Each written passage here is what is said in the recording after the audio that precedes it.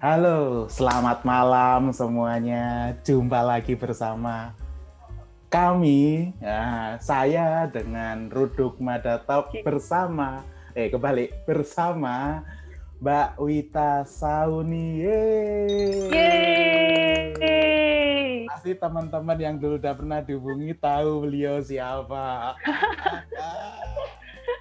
Udah lama tapi nggak ngomongin anak-anak security ini. Iya nih, ini teman-teman security juga kangen nih kayaknya sama Mbak Wita. Alah,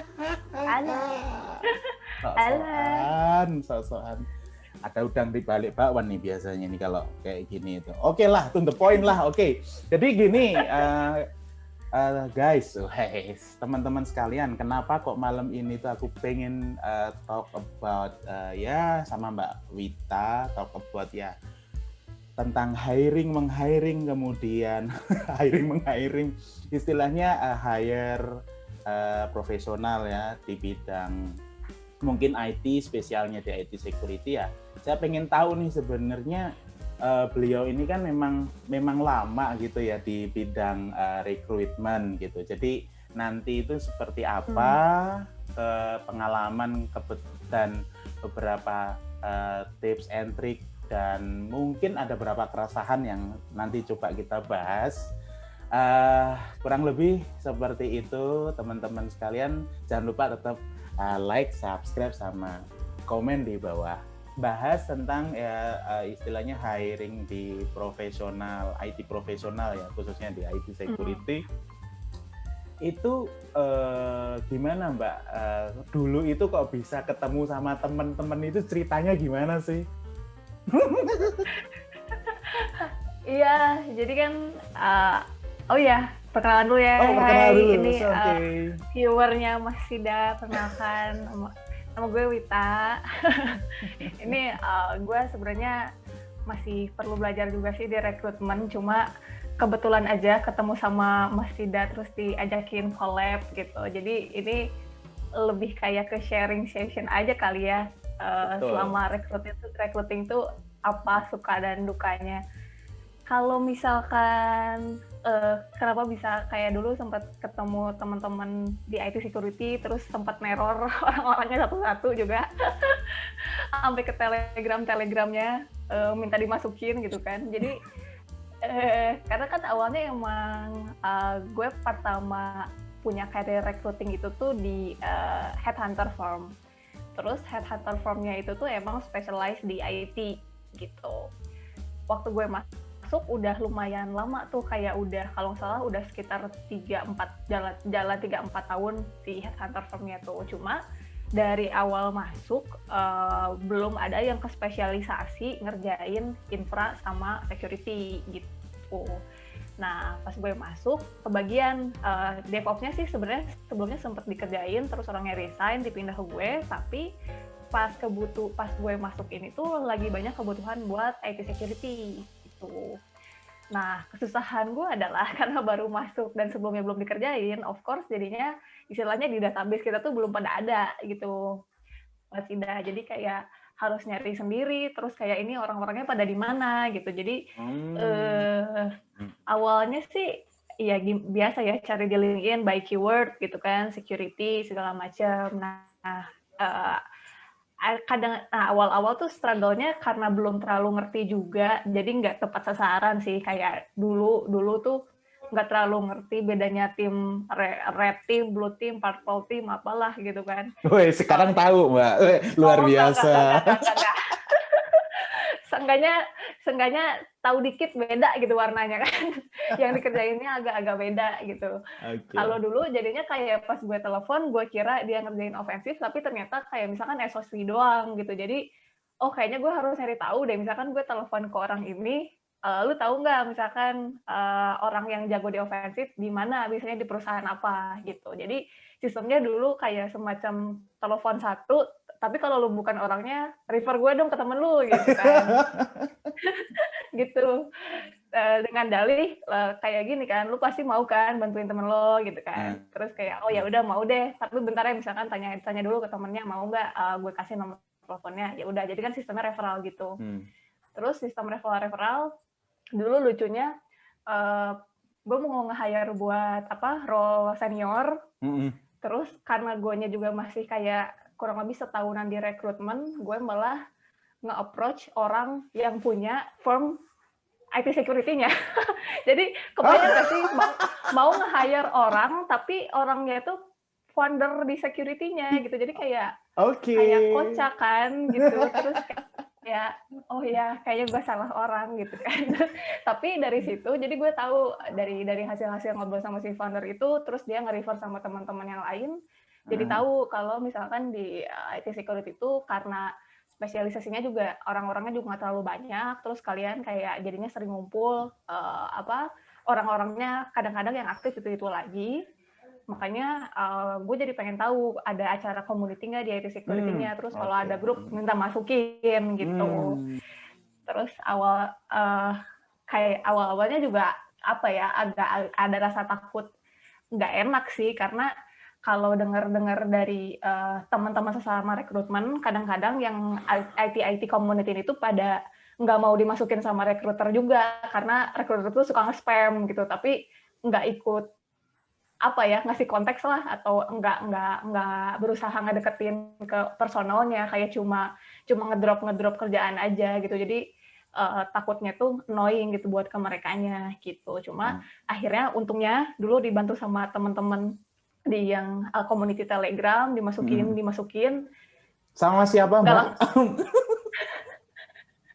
Sama Mas Thomas kalau nggak salah ya. Tapi dikasih tahu sempet sama Mas Digit juga. Jadi kalau Mas Digit lebih ngasih taunya dulu di CDF-nya, suka ada konferensi segala macam gitu. Terus ya udah masuk. Terus gue juga nggak yang hard sell gitu sih, nggak langsung ngedrop iklan di grup. Jadi gue pantau dulu ini orang-orang ngomongin apa sih, gue nggak ngerti gitu. Cuma jadi tahu ini gegeduknya si ABCD nih yang sering aktif di grup gitu. Si ini orangnya lebih ke compliance, yang si ini lebih ke ofensif, terus kerjanya mereka di mana aja. Jadi tahu kayak key person-nya, terus kayak yang gue dapetin juga, maksudnya seenggaknya gue tahu tapi surface banget gitu. Jadi ketika gue nge-approach kandidat pun nggak yang nanya lu ngerjain apa, terus dia cuma bilang oh ya ngerjain A gitu, tapi obrolannya tuh nggak berjalan gitu kalau misalkan sebelumnya tuh. Tapi setelah gue ikut jadi bisa tektok lah Mas, enggaknya kalau misalkan kerjaannya tuh itu ini di sini ya kerjaannya gitu. Misalkan ofensif ya kerjaannya, terus sekarang di sana timnya kayak gimana aja, terus harus ngoding lagi atau kayak pakai tools yang bawaan kali misalkan kayak gitu. Jadi kayak bisa lebih tahu dari segi situnya sih, lebih kayak tektokannya gitu sih Mas. Terus ya udah kayak thankful banget udah dimasukin ke grup itu, dan sempat diajak ikut acara IT community-nya juga. Iya, meet up ya. Di acara meet up udah lama, 2018 akhir ya kalau nggak salah. Cuma anehnya tuh pas gue ikutan meet up setelah itu, lowongan security-nya jadi sedikit.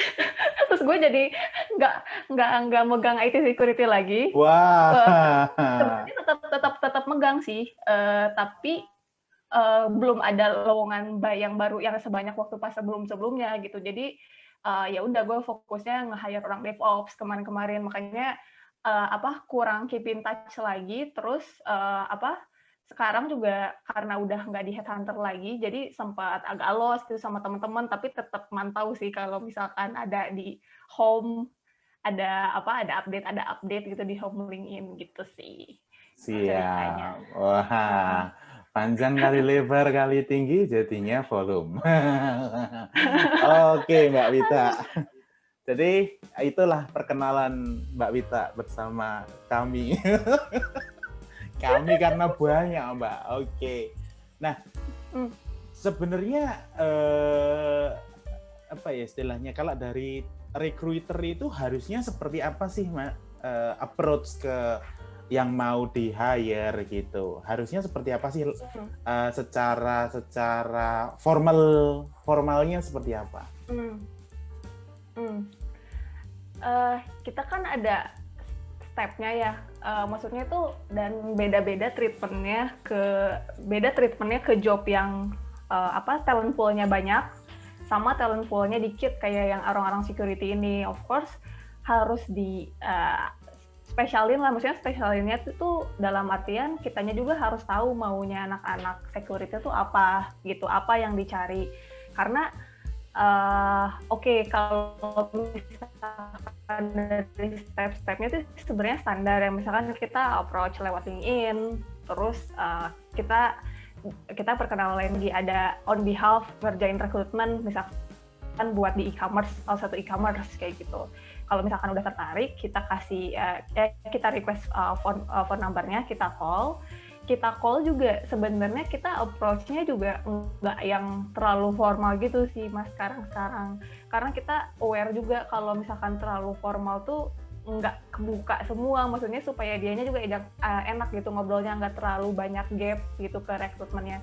Jadi kita kayak nanyain aja sih apa yang dia kerjain di kantor sekarang, terus biasanya pakai tech-tech apa, kayak itu kan secara di CV ya, tapi kita juga kayak suka nanya sih kayak apa yang ngemotivasi dia buat pindah misalkan, terus ada pertimbangan nggak kalau pindah, misalkan kayak gue sekarang di Bandung, jadi salah satu pertimbangan gue kalau pindah kerja tuh gue bisa working from home misalkan kayak gitu.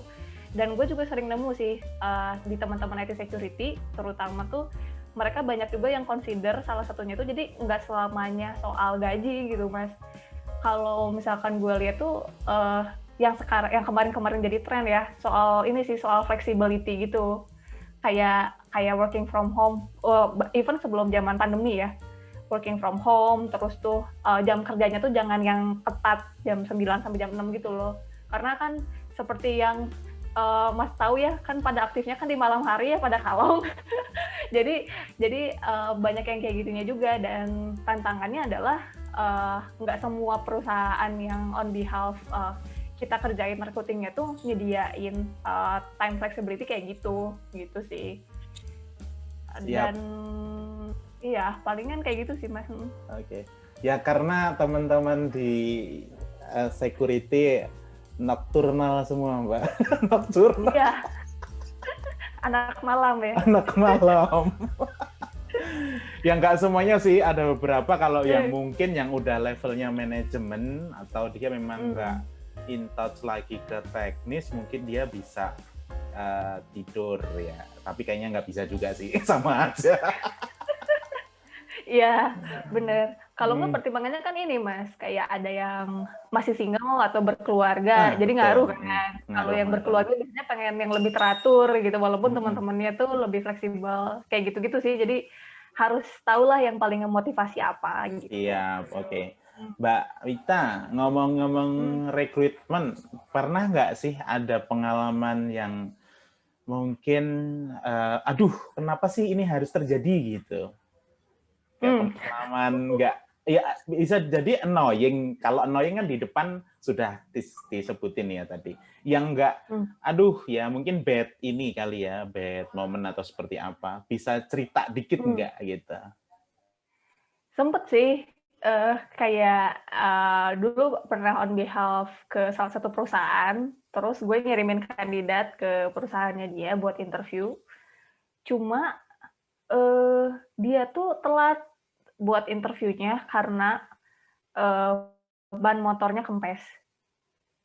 Jadi kayak harus jam 11 let's say, terus dia bilang jadi perjalanannya tuh jauh dari jadi dia masuk dulu ke kantor pagi-pagi, terus dia rencananya interview pas jam makan siang, terus balik lagi gitu. Tapi katanya tuh ban motornya tuh kempes gitu. Terus gue pantau terus deg-degan juga karena si perusahaan ini tuh HR-nya juga agak-agak strict gitu kan, kayak tolong dong kalau misalkan telat dikasih tahu, karena kan masalahnya tuh bukan cuma kita yang nyocokin waktu ke kandidat, tapi ke interviewer di sananya, tim IT di sananya gitu. Jadi nggak enak juga gitu kan, mereka pasti ada jadwal sprint, ada jadwal apalah yang nggak bisa kita ganggu gitu. Kalau misalkan dia telat tuh bisa jadi ya udah skip aja gitu.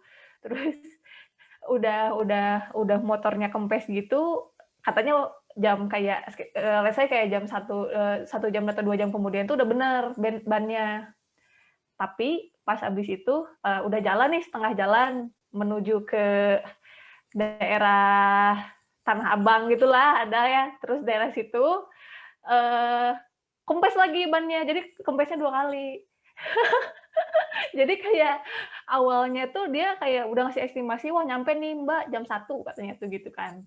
Udah telat 2 jam tuh. Terus taunya dia kempes lagi bannya, padahal itu udah deket banget, udah daerah si Tanah Abang situ. Terus kayak, ya udah akhirnya dia dorong-dorong lagi tambal ban, terus akhirnya, eee, sampai sih gitu. Cuma ya, apa ya, masalahnya tuh kayak belum apa-apa tuh udah jadi kayak bad impression, padahal itu kan, sesuatu yang nggak kita duga gitu. Kalau gue sih empati gitu ke si kandidatnya, cuma kadang-kadang yang nggak bisa kita kontrol tuh dari pihak perusahaan atau user yang nge-interviewnya, bisa jadi kan kayak udah bad impression duluan gitu sih. Terus, ada juga sih tapi kayak cerita temen, karena kan, di startup ini kan kayak slow banget ya. Sampean yang ngomong santai aja sambil minum, Mbak. Oh iya, Silakan kalau mau minum, minum santai dulu ya aja minum gitu. ya. Ini terlalu bersemangat nih. Mm-mm.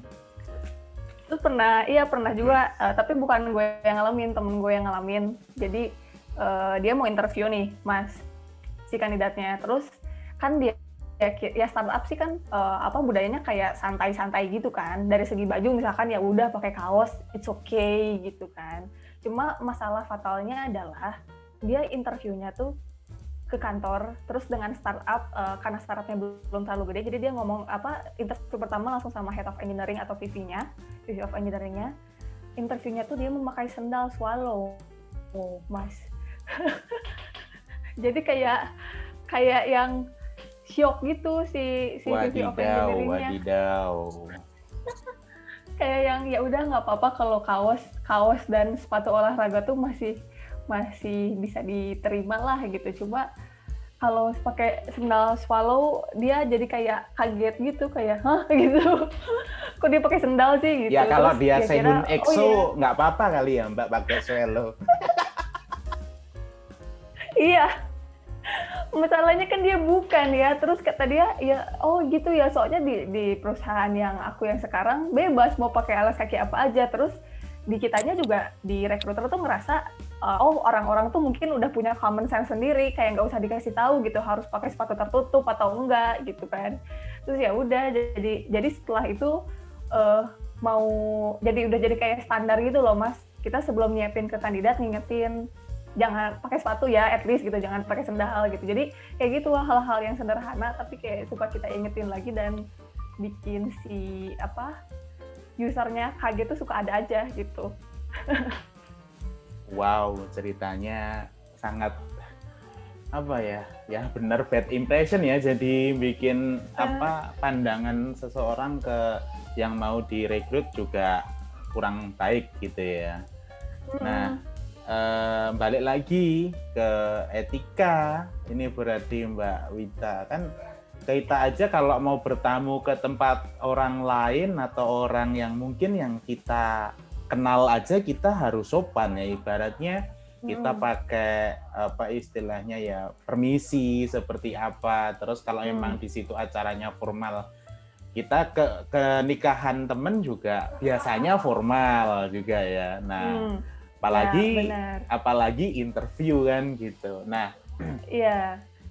Terus ngomongin etika nih Mbak, kan sebenarnya itu kalau tadi Mbak Wita bilangnya common sense, ya memang benar itu sudah common sense. Kita dari kecil kan juga diajarin kan ya, gitu. Masa iya kan gitu.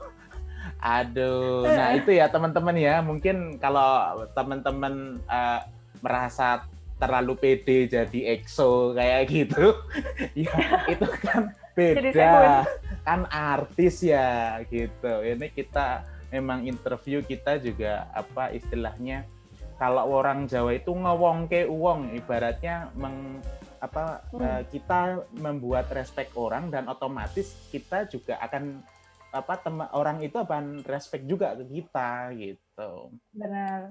Orang yang dihadapin ternyata tadi kan katanya mungkin VP-nya atau head of-nya lah ibaratnya. Otomatis kan di sana juga beliau sudah pakaiannya juga formal dan lain sebagainya, nggak pakai sendal juga gitu. Iya, kayak ya udah sih kalau kayak sepatu olahraga kaos tuh masih dimaafkan gitu. Iya. Kayak sandal swallow, dia kan bukan Bob Sadino juga gitu kan, Mas. Ya kalau Bob Sadino ya Jadi nggak usah mengagetkan. ngerekrut Mbak, nggak usah ngelamar. Iya, makanya Oke, aja tapi yang kayak gitu ceritanya. selain common sense yang harus dipahami sama teman-teman yang mungkin ini yang subscriber saya, sombong lagi. Penonton setia saya yang menonton gitu, Mantap. ada yang beberapa yang mau cari kerja gitu ya. Soalnya banyak banget Mbak yang minta kerjaan juga, tapi kan secara pengalaman kan kita harus ngarahin dulu kan ya. Dan yang aku sih kemarin beberapa kali ngomongin ya talent shortage gitu ya. Jadi ya kekurangan talent sebenarnya gitu. Nah, di sisi lain kita kan juga harus tahu bahwa kita nggak hanya ngomong terus bahwa kekurangan talent tanpa ada arahan dari yang senior-senior gitu. Aku nggak merasa senior juga, gue juga butuh arahan gitu. Cuman maksudku setidaknya kita menularkan. Nah, sedangkan dari kebutuhan recruiter juga kalau dulu kan banyak gitu. Aku tahu waktu itu tuh bener-bener hype-hype-nya itu. Apalagi kalau tadi bilang Tanah Abang ya, gue tahu lah di mana kan gitu. Yang mana ya? Yang mana banyak Mbak masalahnya di sana. Oke, Iya. balik lagi ke etika tadi, kemudian common sense apa yang harus dipakai ya formal, rapi, kemudian ya kita ngomong jangan kayak ngomong sama teman saya sama ya teman saya gitu. Ya kita menghargai karena dia kan orang lain yang dimana pengen kenalan mungkin seperti itu ya Mbak Wita ya, kita juga harus menyesuaikan juga nggak gimana loh kan gitu. Iya, casual formal lah ya. Ya, casual Maksudnya formal tetap kalau kaku-kaku banget emang santai. kanebo gitu ya. Iya, keras. Keras. Oke, nah ada nggak? Soalnya kemarin aku sempat ngelihat LinkedIn kan gitu, ada HR juga yang curhat gitu kan. Di screenshotin itu. Gaji yang paling besar di situ yang ditawarkan apa gitu, dibales lah itu. Gantiin bos saya, aku ngakak Mbak Wita.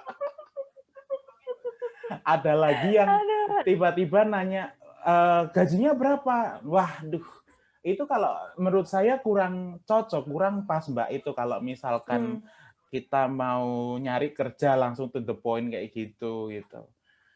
Wah, ada nggak tips and trick gitu, maksudnya tips biar kita juga dari segi yang ditanya gitu juga apa istilahnya senang membagi informasi yang bisa diinformasikan ke teman-teman yang mau nyari kerja. Kira-kira apa sih Mbak Wita?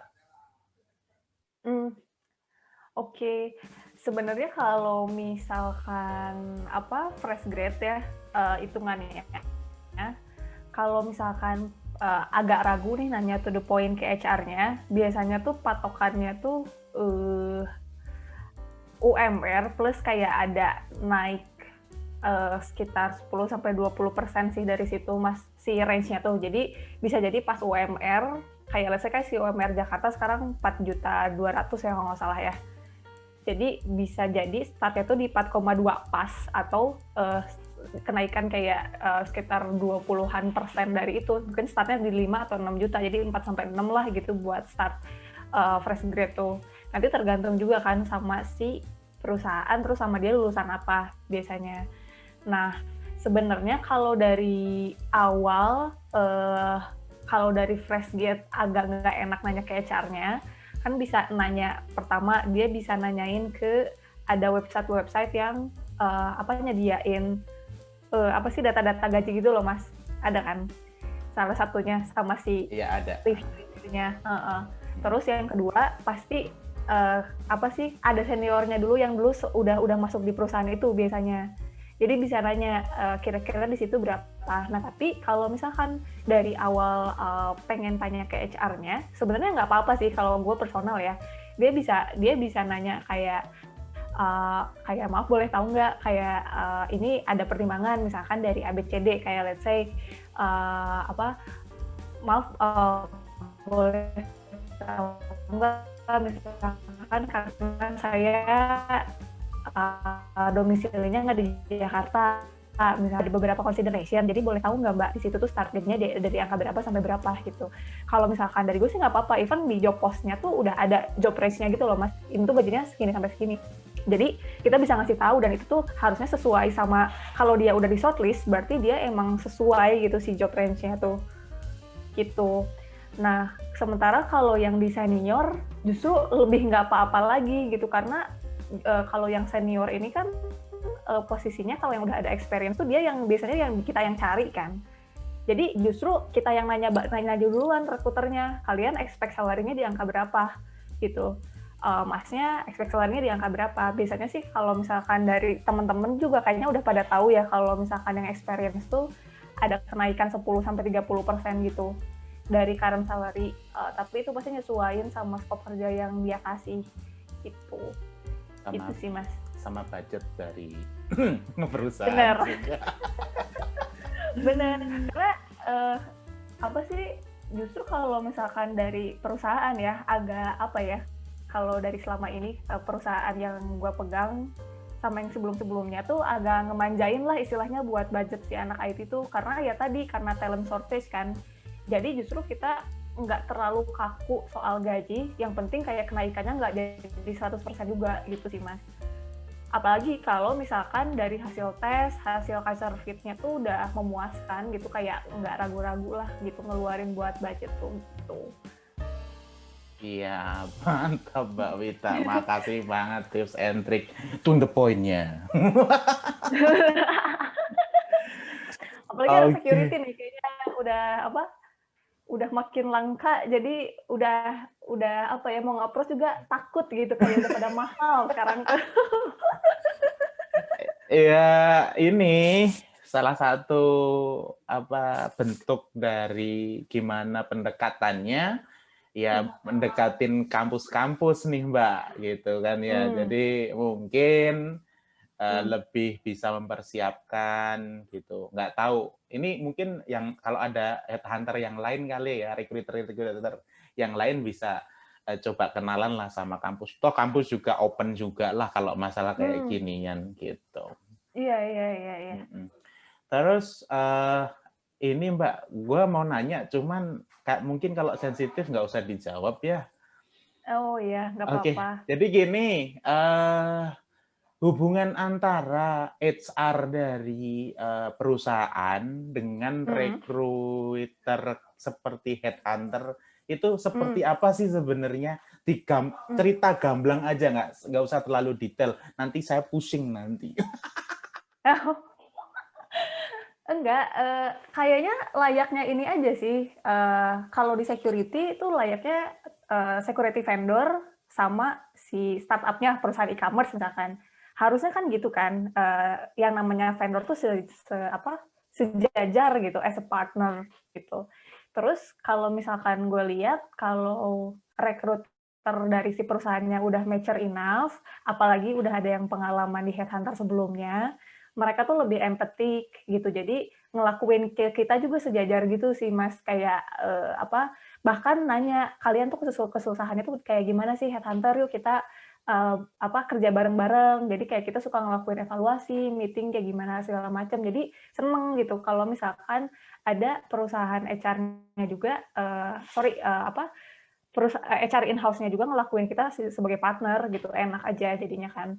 Cuma ya ada sih ya 1-2 yang nggak enak kayak ngelakuin ke kita tuh kayak di bawahnya gitu loh Mas, kayak karena vendor gitu kan. Jadi agak-agak seenaknya gitu. Tapi so far tuh nggak ada yang sampai cerita yang kurang ajar banget sih Mas gitu. Cuma paling ya ekspektasinya tuh kadang-kadang suka tidak mungkin misalkan tuh dari misalkan kayak dia punya budgetnya sekian tapi pengennya Superman gitu kan pengen yang bisa ofensif, pengen bisa defensif, security monitoring misalkan kayak gitu kan. Tapi itu jadi single fighter dengan budget cuma sekian gitu. Kayak gitu sih yang terus pas kita kayak kebilang nggak bisa kayak gini-gini kalau misalkan Superman tuh nggak bisa segitu budgetnya tuh ada yang nggak mau tahu gitu. Ya yang nggak tahu pokoknya kalian vendor cari aja gitu kan. Jadi ada juga sih yang gitu tapi nggak banyak. Untungnya sekarang lebih banyak yang ngelihat headhunter juga as a partner sih Mas gitu.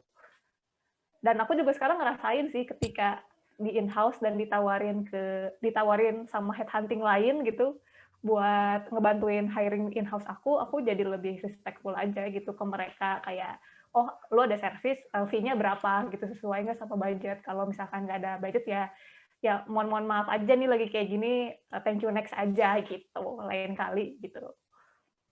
Wah, luar biasa. Dijawab dari ujung ke ujung, luar biasa memang Mbak Vita, all out. Jadi inilah yang menjawab pertanyaan saya, yaitu Mbak Vita. Nah, kalau misalkan bagian sensitif mungkin aku akan berbicara nggak di sini kali ya. Aku langsung direct Oke, aja. Oke, baik. next Mbak Wita, tadi kan udah ngomong terkait dengan apa istilahnya ya, ngalor ngidul tentang hiring menghiring gitu, bagaimana cara kita lebih sopan dalam ketika interview. Nah, kalau dari segi headhunter sendiri itu sebenarnya apa punya kesusahan nggak sih gitu kalau tentang rekrutmen kayak gini gitu? Apa sih yang bikin headhunter Hmm. itu susah gitu? Selain talent shortage ya Hmm. maksudnya. Karena itu jelas kalau talent Hmm. shortage. Ada yang lain nggak kira-kira Mbak Wita?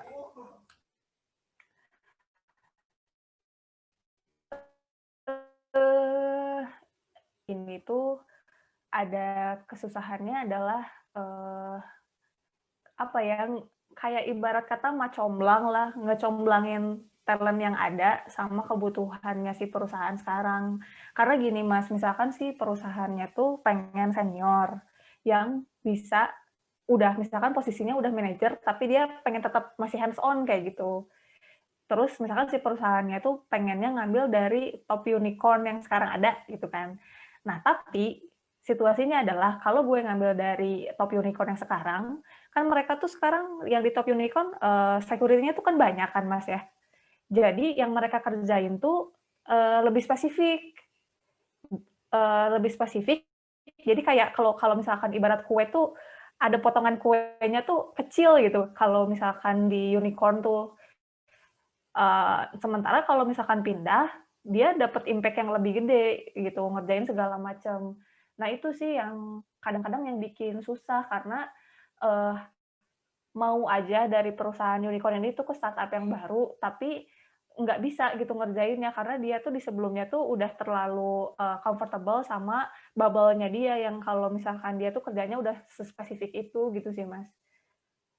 Jadi Oh, agak I susah see. juga sih mindahinnya kecuali kalau ada orang yang ya udah mau deh gitu ngelakuin dari belakang sampai depan toh ini kan kayak startup awal juga gitu nggak semuanya sekarang kayak gitu terus dari segi sustainability juga sih kalau COVID-19 kan adalah kayak misalkan sekarang tuh walaupun COVID di yang pertengahan tahun tuh ada beberapa perusahaan yang udah di backup sama venture capital baru dapat funding gitu kan cuma belum belum terkenal.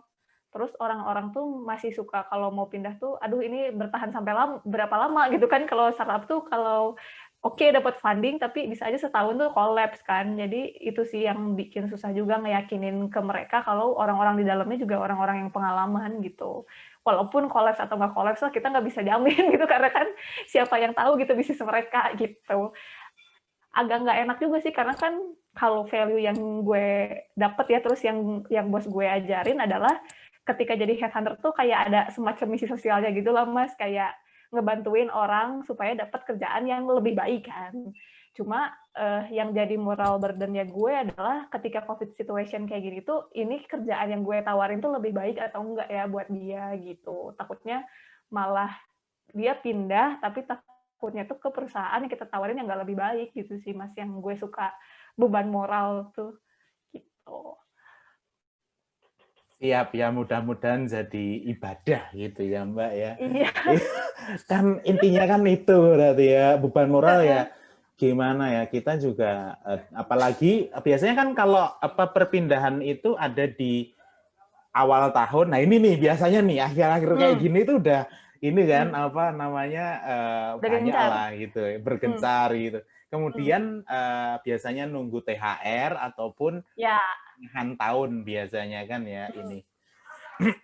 Ya, ya itu mungkin agree Mbak untuk ada misi sosialnya memang agree karena tapi ya di sisi lain ya ketika pas dapet yang nggak pas gitu tadi ya tapi ya who Iya. knows sih Mbak kayak gitu kan namanya nasib ya. Iya.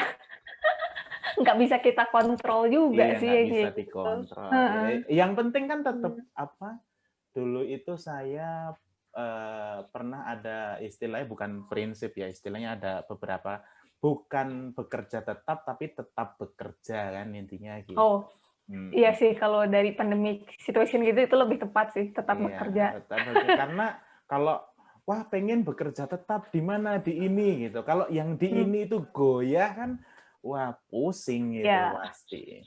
Tapi kalau benar. aku yakin gitu, kalau misalkan udah rezeki jalan ya kan ada aja gitu. Nah, seperti Benar. itu. Apa tiba-tiba kenal Mbak Wita kan nonton video ini langsung oh Mbak Wita di search gitu di LinkedIn gitu terus di message Mbak ada nggak yang kira-kira istilahnya spesialisasinya kebutuhannya seperti saya gitu bisa nggak masuk kan orang kan nggak tahu juga kan Mbak Wita kan ya. Benar. Benar. Jadi jangan lupa dihubungkan dengan Mbak Wita LinkedIn. Lu Add link di sebelah ini. bentar Kak kasih di bawah nih LinkedIn-nya Mbak Wita. Tuh udah tak promoin loh sampean Mbak. Langsung iklan. Mantap, mantap. Thank you.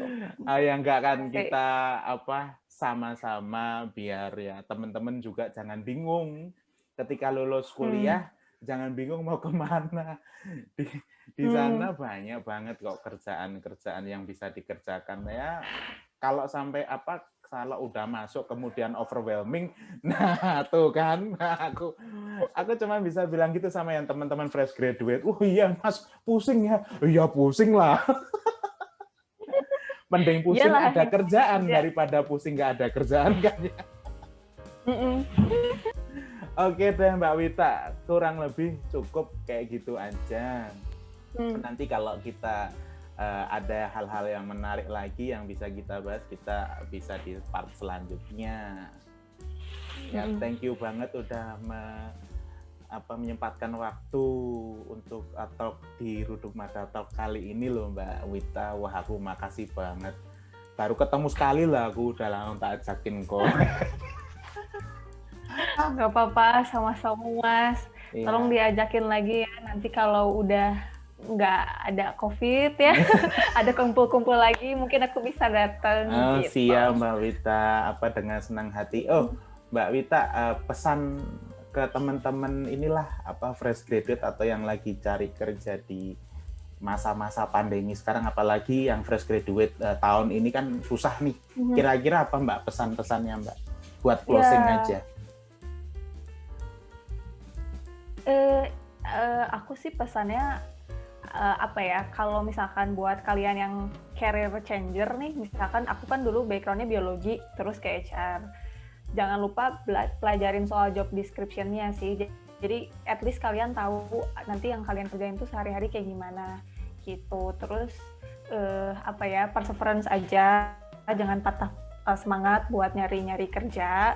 Terus kalau misalkan kalian udah bingung ini itu nggak masuk, mungkin ada baiknya kalian nggak cuma nge-apply tapi juga ke jalan yang lain kayak ikutan bootcamp, terus misalkan cari internship atau cari lowongan kerjaan ke senior-senior kayak Mas Sida kan.